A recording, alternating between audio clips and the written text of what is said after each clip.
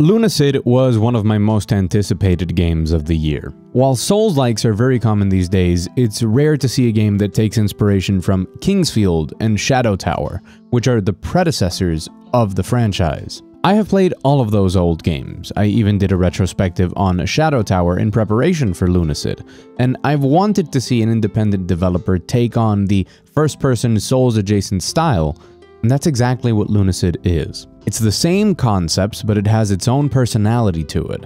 A game that can go from quirky and funny to sincerely scary and wrap back around to wholesome, all while you explore an interconnected world that, in its graphics and phenomenal soundtrack, present vibes that are truly immaculate. Lunacid is a game built on those vibes. It's a game world that you enjoy spending time in, and it's got systems and mechanics that can keep you engaged throughout the whole game. More importantly, it's an example of a genre that needs to come back, and the tradition of indie developers bringing those genres into the modern age. Just in case you're not familiar with what these games are, these first-person dungeon crawlers are adventure games that somehow share things in common with Dark Souls, Metroid Prime, a little bit of the Elder Scrolls, and they mash it all into a big world, all interconnected, covered in secrets that you uncover as you move towards a final boss.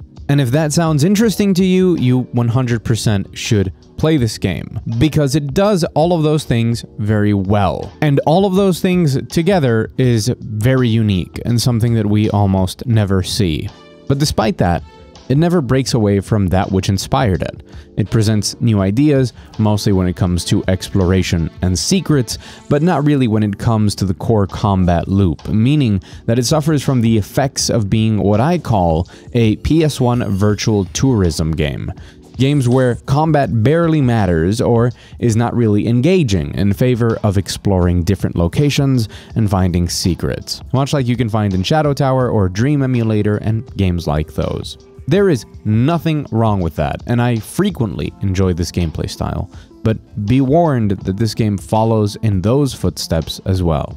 Its biggest pain points are moments where it intentionally mimics the maze-like designs of those old games, leading to the player either memorizing layouts and directions or getting lost in levels, which I've always thought clashes with that tourism focus. If being in the environment and soaking in the atmosphere is the main draw, once you make a gameplay component being lost due to how purposefully similar the environments are, you are providing the exact opposite. This means that Lunacid, for as much as I enjoyed a lot of what it does, was to me disappointing, but for reasons that aren't very fair to the game, but I think I need to explore anyways. At the end, this is a romp through a world that's lovely to see and often a joy to be in, but one that is not very enjoyable to play through, while not pushing far enough in that direction of virtual tourism. But it's also a game that wanted to be exactly what it is, shown through its influences and its references to those influences, a love letter to something long forgotten, and it does that near flawlessly. I can't fault the game for this, because it does what it sets out to do with enough systems and mechanics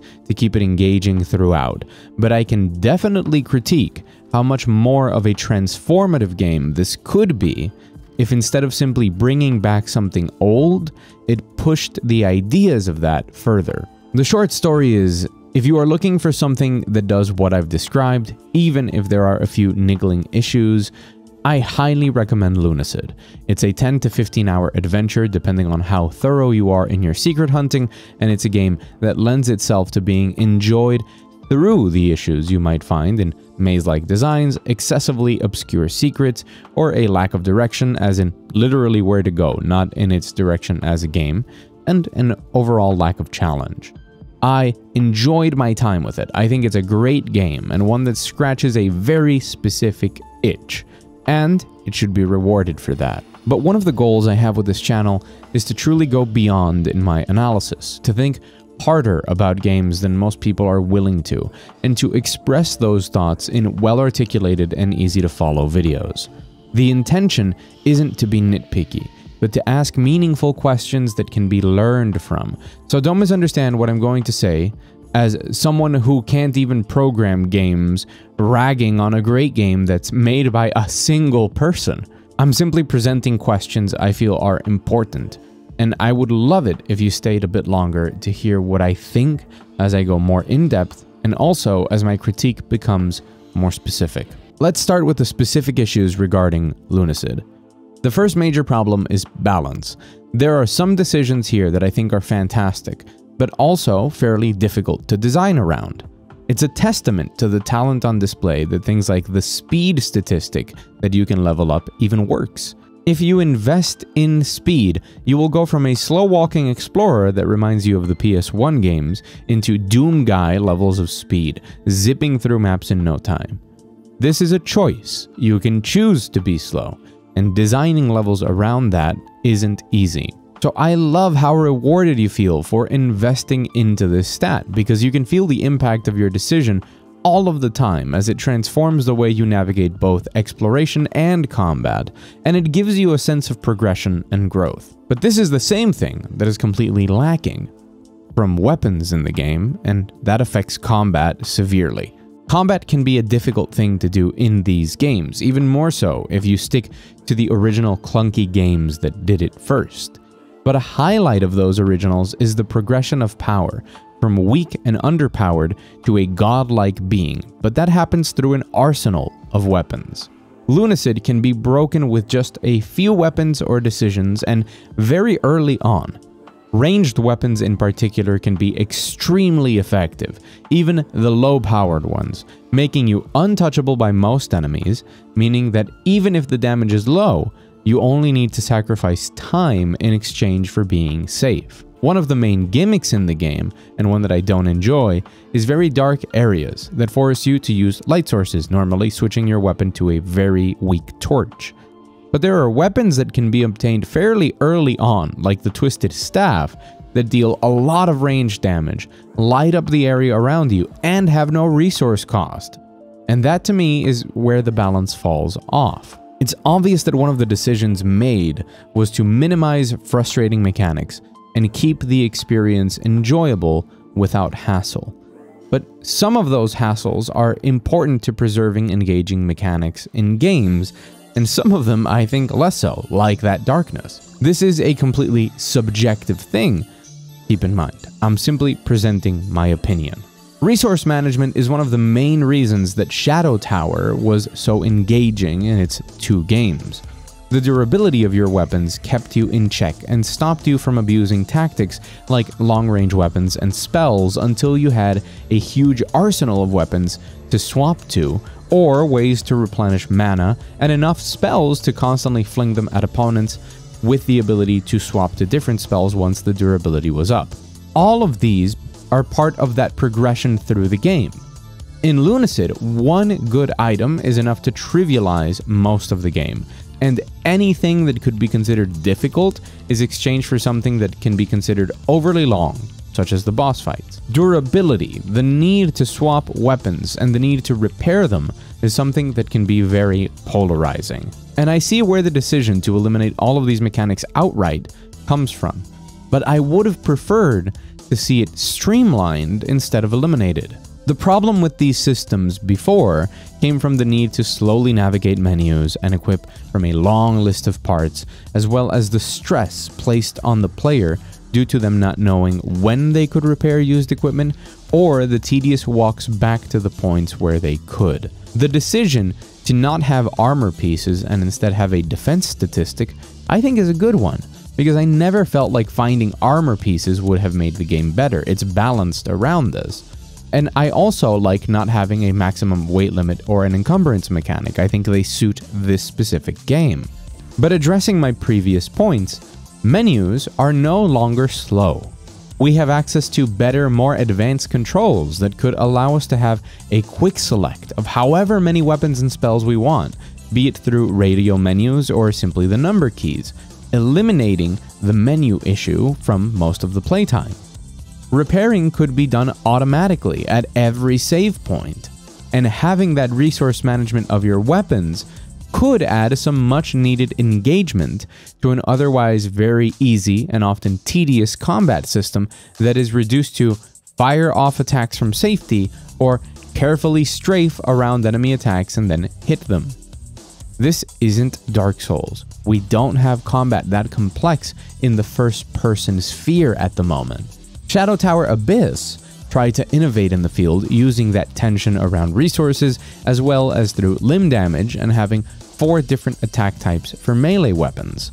It wasn't the most successful, but it tried to add more depth and decision-making to an otherwise very simple system that can become boring. I can respect the decision to not go these routes, to keep the game a simple, enjoyable experience without so many things to keep track of. But I can still be disappointed that Lunacid, with the power of hindsight, is content with streamlining decisions of old and keeping things simple, instead of pushing to solve the question that was posed all the way back then. How do we make a game like this more engaging in its moment-to-moment gameplay? There are interesting systems here, like the idea of leveling up weapons to evolve them further, but the game goes by so quickly with so many powerful weapons that even leveling up a weapon you like, it's going to be outclassed by something you find soon after. So its practical purpose is small, and I feel it's there for the completionist achievement that requires you to collect and evolve all of them. This is also because due to the nature of the game, weapon variety is limited to their thrust distance, charge up time, and range, which can be impactful, but not enough for you to use a worse weapon just because of these stats. Some of it is mitigated with weaknesses and strengths, making some enemies immune to some damage and weak to others, forcing you to swap.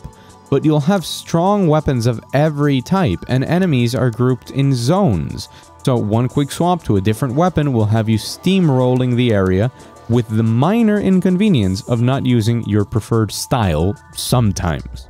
Again, a durability system could give more weapons more use throughout more of your playthrough, and a sense of pride in upgrading a weapon that you'll keep in your back pocket throughout many hours instead of one that you'll upgrade and throw into your inventory to never use again. I'm sure that there are other potential solutions to this issue and how to balance it out and make all the weapons more meaningful and make combat more engaging, but I'm throwing out what I know and what I've already experienced previously. The second biggest issue is exploration, and as I mentioned, the insistence to keep those maze-like structures of old. If the focus of the game is on exploration and vibes, I want the areas to be more visually diverse and less mazes. I want to encounter cool things all the time, not run around the same wall textures for 30 minutes. I don't think the game needs more content. I think it needs less mazes, because after the nostalgia wears out, they just feel needlessly tedious.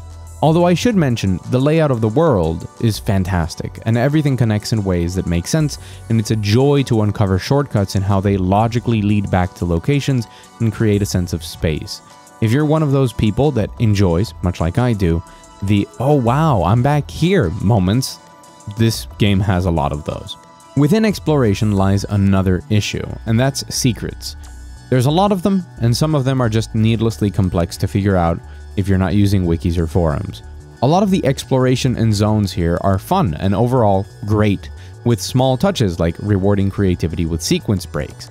The secrets that you can find are often very rewarding, something that carries over from those PS1 and PS2 games. But I really think that when you reach a secret that requires your system clock to be set to a day with a full moon in order for it to appear, as cool as that idea is, and even though it's only for a couple of achievements and an ending, it's just unnecessary.